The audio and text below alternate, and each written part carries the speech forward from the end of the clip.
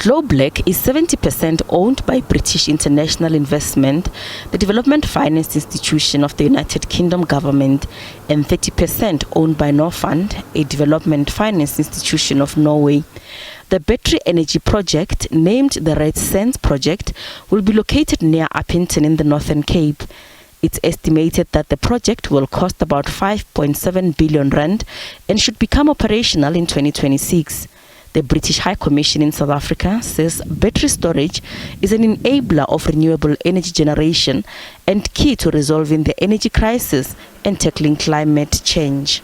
What we are doing is working in partnership with the South African government to deliver its ambitions for a just energy transition, of which the renewable piece, the battery piece, is fundamentally important. The key issue, though, is it needs to be just.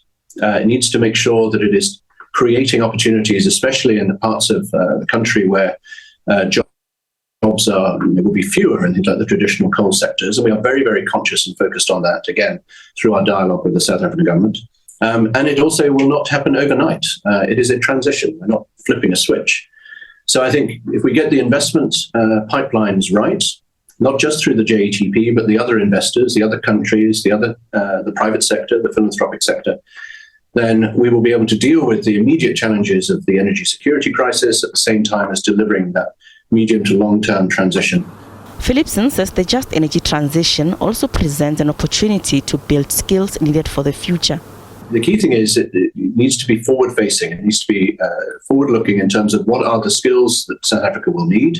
And I think if you look at, again, some of the strategies that the government has produced around Operation Globeleq or some of the broader economic and education reforms, that's exactly what they're doing. And we are very, very keen to work in partnership with them on doing that. In terms of this project, I think I would suggest that if South Africa can show that it has the ambition to be a leader, not only in Africa, but maybe even around the world in terms of transitioning to a renewable-based economy with all of the different functions of a renewable energy sector, including battery storage. But it will create, I think, the platform on top of which people can build with future investment.